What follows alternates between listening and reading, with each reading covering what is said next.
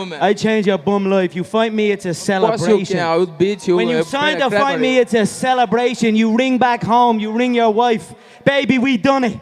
We're rich, baby. Conor McGregor made us rich. Break out the red panties. We're rich, baby. Yo, yo, yo. Welcome back to the fifth round. As always, your boy, Stephen Moustaris. And, man, I just got done breaking down Bellator 282 from Friday night. Just all the headlines that I loved from it. Clearly Kat Zingano getting her win. Her and Chris Cyborg's beef. The shocking loss of Gegard Mousasi from Johnny Eblen. You literally just looked phenomenal. I don't know if anybody really saw that coming. Other than Johnny Eblen's team, clearly. And then, Magomedov going off, and then just a couple other fights that were just really phenomenal from there. But, it takes me into Saturday night's UFC main event, or I shouldn't say, I guess I could go main event, but I will talk about that probably. But at least the main card, and even the prelims really were good. Carlos Ulberg, I really loved his finish, which everybody knows, that's fucking Israel Adesanya's guy.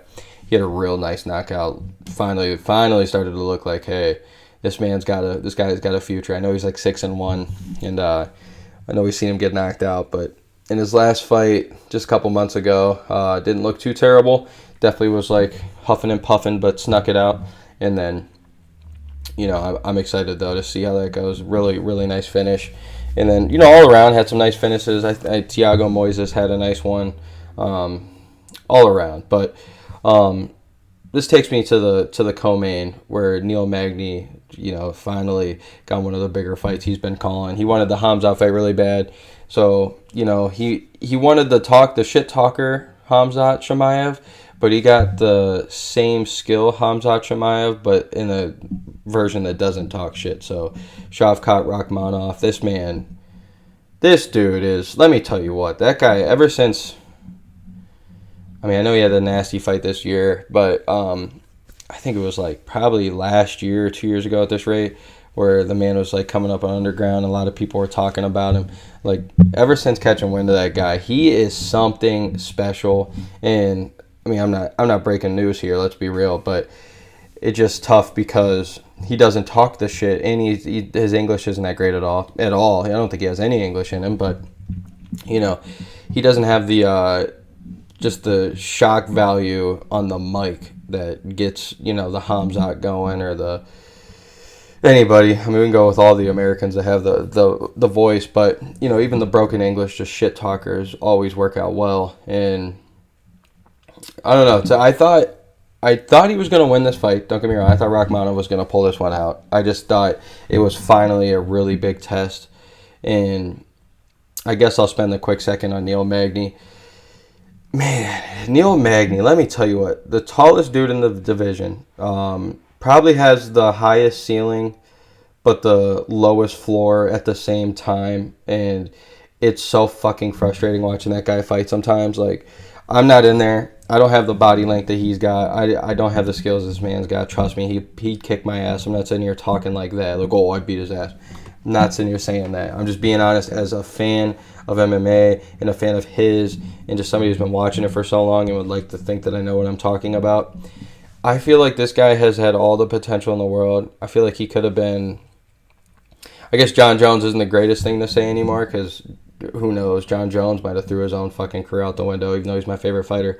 But outside of the whole USADA problems, Niel Magny, the length, the skill, just everything about him, it's like he'll go out there and give Robbie Lawler the work, or give somebody else the work and then turn around and then lose to whoever, just lose to somebody he should definitely beat. And it's the most, I can go on list on list on list. He's almost like a Michael Johnson where it's like, at least on where the fact that like Michael Johnson, like this dude knocks out Dustin Poirier, but then goes out to lose to Josh Emmett, which, I mean, I love Josh Emmett, don't get me wrong, but he was beating the shit out of Josh Emmett that fight, and then Josh Emmett got him with that not lucky punch, because Josh Emmett's fucking strong, and I guess it's not the greatest thing, but you know what I'm saying, because Josh Emmett just beat Calvin Kattar.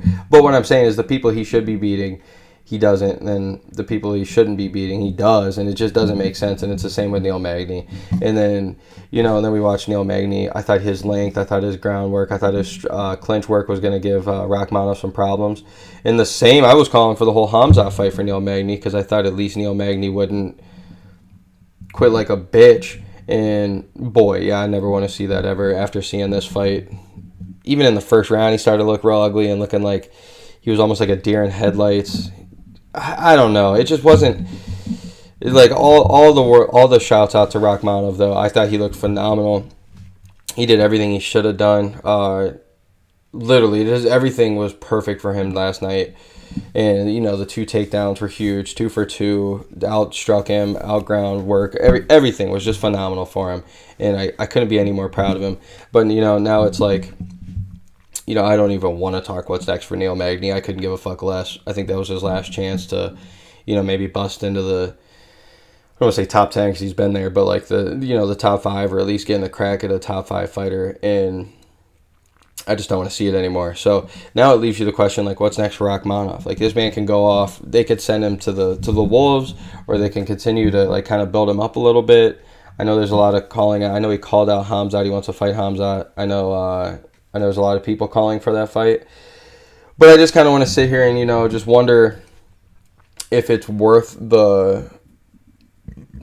I'm trying to think here. I love watching 2 up-and-comers fight, like 2 very, very highly prospected people to, like, fight. But at the same time, you don't want these 2 taking each other out.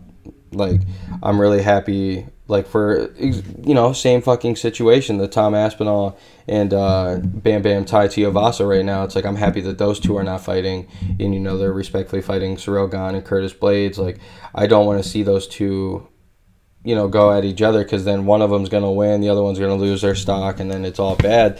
So it's kind of where I'm sitting with Rahkmonov and Khamzat right now, even though it's a fight I would fucking love to see, and I don't know who the fuck would win, because they're both phenomenal. And realistically, Khamzat would probably, if he could keep it standing, I think it would be perfect for him. But, man, Rahkmonov's something special, dude, I'm telling you right now. There ain't no quitting him. Very fucking talented dude. I really like how he doesn't talk either. Like, it's probably, he might talk shit in his own language, but I'm American. I only speak English. I know a little bit of Spanish, but I don't know shit of what he's saying. So he could be a complete ignorant asshole or arrogant asshole, I should say, and just talk shit, but I can't tell from here, and his mic work and everything, it's lost in translation. So maybe he is a, arrogant asshole, like I said, but I don't get those vibes. So it's like, I always like those guys that come off a little more like, not necessarily shy, but kind of like the GSP, other than, his classic, Matt Hughes, I'm not impressed with your performance, or whatever, which isn't even that bad of shit talking. But GSP is always like, kill him with kindness, always so nice.